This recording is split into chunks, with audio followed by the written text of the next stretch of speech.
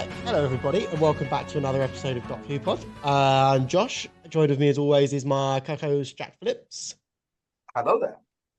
and our second co-host Bradley Fuller. Just went on mute as I introduced him. Ooh. Oh, did I? Hello, can you hear me? There he's back. Yeah.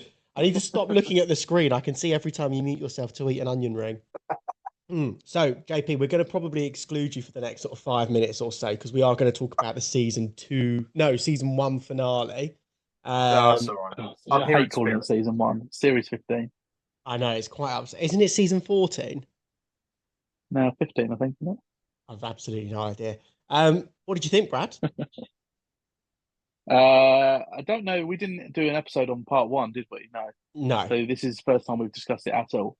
Yeah. I'd say part one and part two are absolute polar opposites. First one, absolutely class. Second one, just so far off the pace. It just wasn't good enough for a season finale. Yeah, I remember leaving episode one fully hyped. I think I mentioned on our podcast that it addressed everything. It hadn't answered it, but it like raised up all the questions and everything again. And then just totally dropped the ball in the second part. I have got some notes if you'll permit me. Yeah, go for it. I haven't got any notes, but I've watched it. I think Obviously. I've watched both parts twice, so I have well, it was quite a while, a couple of weeks ago now, but yeah, pretty good memory of it, I think. Interesting. I haven't actually gone back to them yet. Anyway, firstly, where did Mel get the second helmet from? Because she only has the one helmet. She pulls one helmet out, and then they're both wearing one. Oh yeah, I remember that. Lovely little plot hole. The scene where Kate and everybody dies, right? Why has it got a weird green tint over all of it? I didn't notice that, to be fair. Yeah, it was really weird. I kind of thought you were going to actually talk about the plot, but you just picked up really random, stupid points of the episode. No. These are just notes that jump to mind. Right, the memory TARDIS is sick, right? Do we agree Yeah, on that? yeah. What's your favourite But thing that you saw in there? oh, that's a good question. Do you know, I was really sad. I watched I think it's called like Who Culture or something. They did a breakdown of like 80 Easter eggs in the memory TARDIS. What was Jeez, the coolest 80. thing in I there? saw something similar, but it was only like a few highlights of things. And one of Hmm. them I was buzzing with. I think it was quite sick to have in there, to be fair. Gotta say, I actually really like the Jodie's TARDIS fireplace thing. Yeah, that does actually fit in well as an actual fireplace, to be fair. It does, I'll didn't give it? you It looks that. kind of sick. Go on, what was your I did favourite? like that. I just love the fact that they put the missing Rose Tyler poster in there. Oh yeah. I did see that. How I did sick's see that. that from all the way back then? Apparently, you know the book that the girl writes at the end of the Family of Blood, and like she's is it Oh yeah, when he goes is and it gets it signed. yeah, is that the Oh, end of that episode or is that the end of the finale? I that's think the that's end of the the end of the finale. finale, isn't it? Yeah. That's not. That book It's is actually in not there. the end of the finale. It's the I end of think I the know finale when. finale. Yeah. I think when he's doing his Yeah, rounds. yeah. You know. Um, um, okay, memory TARDIS is sick. Glad we agreed. Doesn't make any sense because it's Ruby's memory of the TARDIS. So why is all this shit in there? Yeah, no, I do agree. Yeah, it's Um, not. Is it specifically Ruby's memory, or is it just yeah, because it's memory in of the TARDIS? her no, Because because it's in her time window and it's on Ruby Road and it's the VHS camera and all of it. It doesn't make any sense. maybe. Yeah, I don't know. Right, there's someone else, another unit person takes Ruby down, is in that time window when the Doctor and Mel then comes back, and the Doctor said, get out of the time window. He's presumably just Yeah, sent her to die from the dust then, right? yeah. I presume so. Interesting. Right. So the dust cloud comes, kills everybody. The Doctor, Ruby, and Mel escape into space. Why didn't the first Yeah, episode end there? That's a sick yeah. cliffhanger. That's the. Yeah, I've seen a lot of people have said that. I mean, part one was unreal. Like it was class. I loved it. But the only thing that could have made it better was for it to have ended as like Kate disappears in the dust. That would have been class. Do you think it's because they knew this episode is so shit without this? Like I, I imagine if this episode didn't have that bit. I don't think that's true. I think they genuinely think this episode's a good episode. You know. They can't. Surely they They can't. can't think it's good. You can't watch that as a season finale and say, "Yeah, that's good. We'll whack that out. We'll make people pay 20 quid to go to the cinema and watch this." I have to say, Like, even knowing how shit it was, I would have paid to go to the cinema to see this. If that ever comes up if again, I I was will home, probably yeah, fly and out had to the someone to go UK with, to I see probably it. would have. Um, Yeah, what else have I got? Right. So but it then was after he awful. screams into space, it then cuts to that weird desert planet and the spoon scene. Yeah, I wasn't a fan of that scene. What a fucking Um, waste of 5 minutes. I started to watch, saying that I don't think I have watched the finale twice. I think I started to watch the commentary thing where Russell watches it with Oh people. yeah, yeah. He watches it with Bonnie Langford and the director woman. I don't know who she is. The And director woman. they're all like, "Oh, I love this scene. It's so good. This is such a good scene. It's so great." I just thought it's terrible. He's just talking to a random woman and getting a spoon. What's the point? It's awful. And then he says that like metal has become this rare commodity, and then the TARDIS spits out a metal whistle at the end of it. Like, what the fuck? Oh, it was Oh, so I don't know. upsetting. And then loads of nonsense happens.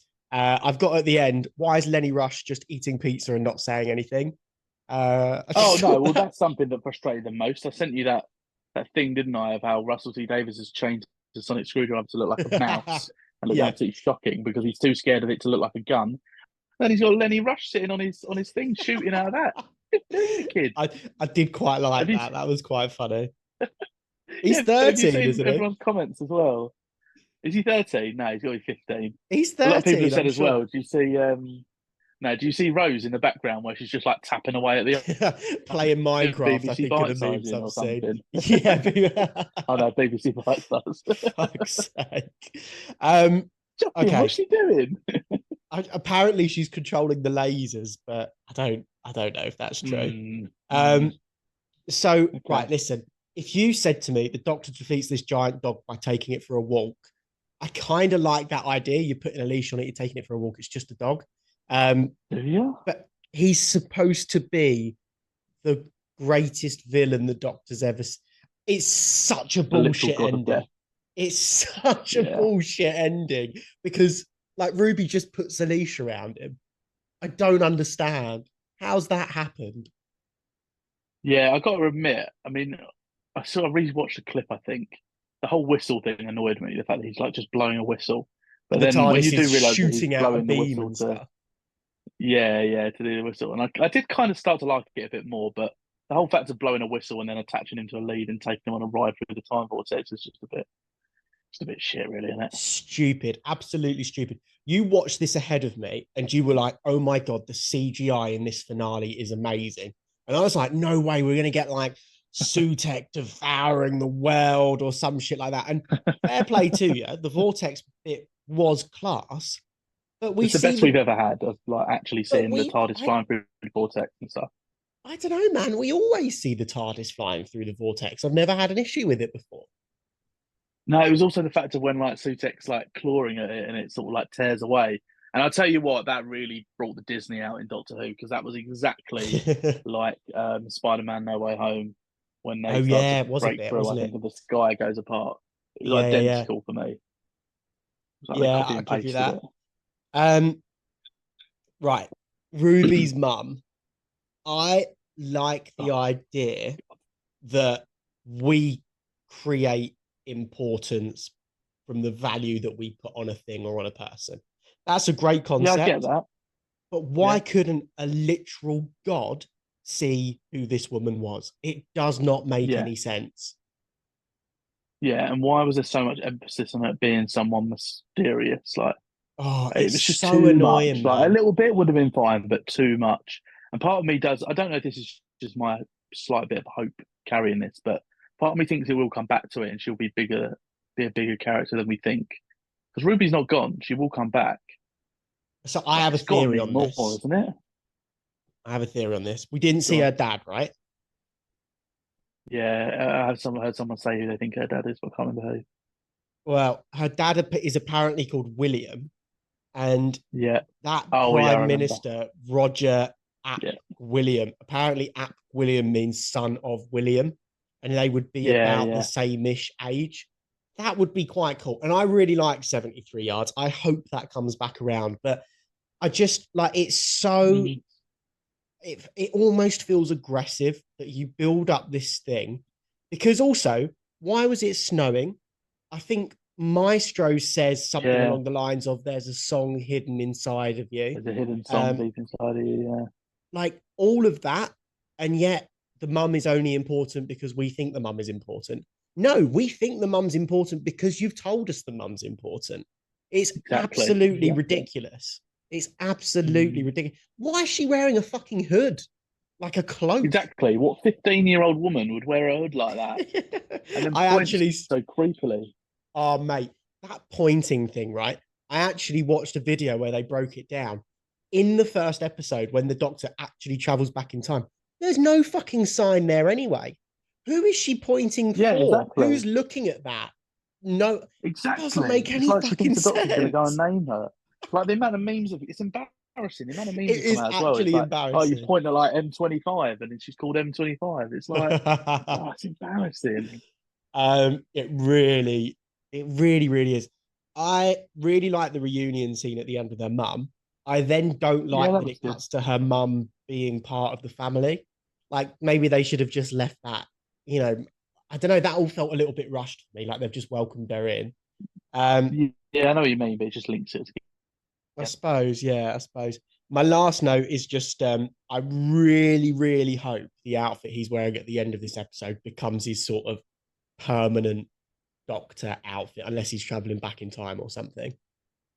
Well, I would agree with that. However, I've seen a leaked photo of Series 2 filming, and he's got like a floaty orange coat, and it looks really nice, to be fair.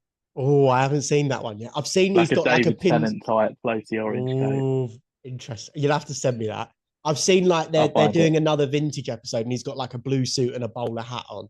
But I haven't seen this. Yeah, but I haven't seen this. So that's out of 10. I give the finale a 2, I think.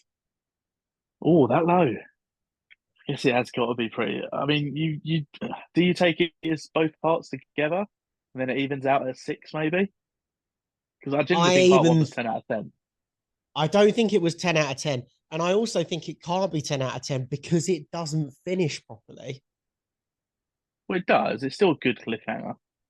It's a good cliffhanger, but it's not answered. So it's all wasted. Also, it's not a good cliffhanger because technically it ends with Susan Triad about to touch the Doctor's face, cut to black. Next episode, what does he do? Oh, he just takes a step back. That's how we're getting out of that, is it? Excellent. Yeah, true.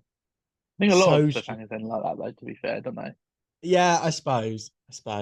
Yeah. It's a solid 2 out of 10 for me. The whole finale, part 1 and part 2 was 2 out of 10. Say 3.5. Wow. Well, anyway, Russell, buck your fucking ideas up, mate, because yeah, so it has. I don't want that again. I'm slightly worried that he's continuing the God theme in Series 2, to be fair. But this is the thing, right? Don't introduce gods and then give us a sci-fi solution. Because this, what do they call it? They call it like magic rope or invisirope or, you know, what? It's the same as the gloves. What does he call his gloves? Intelligent gloves, an intelligent rope. That shouldn't be able to beat a god. Do you know what I mean? Yeah. If it was a normal villain, the Goblin King, for example, he uses the gloves and he uses the rope. Fine. That's just a goblin. I get they tried to make it a bit fantastical, but you can say, really, it's a goblin, it's an alien, same thing. But this is a god. Yeah. He shouldn't be able to just tie a rope. Not even the Doctor. Ruby, an Earth girl, like a human being, should not be able to tie a rope around a god. Yeah, that's a good point, to be fair. Like, why didn't, when that even happened, why didn't he just kill them? Why didn't the fucking, what do they call it? The acolytes or whatever it is, release the smoke and kill them? Yeah, or at least have killed Ruby to add a bit of drama to the episode. Why does Sutek literally not move? I don't get it. Yeah, it was terrible. It was terrible. Also, he uses Bonnie Langford to find them, right? Yeah. Why did it take so long? He says, I can see all of life. They're running away, I guess. Oh, then why did he manage to... I don't know. I'm just I don't upset know. by I the really whole don't know. thing. Yeah, it was poor. It was very, very poor. Got to say though, I'm looking forward to the Christmas special. Because it's a Moffat story. I think I might be a Moffat fan more than a Russell fan at the minute. I'm, I'm verging on agreeing with you. To be fair, I mean, not RTD1, RTD2. I would agree with, but RTD1 is top tier. I think when we I don't review know, Matt man. Smith's series, well, then we'll find out. Yeah, exactly. But no, listen, Yeah. thanks for coming as always, everybody. Yeah, that's all from us, folks. Yeah, thank you for listening, Adios, guys. amigos.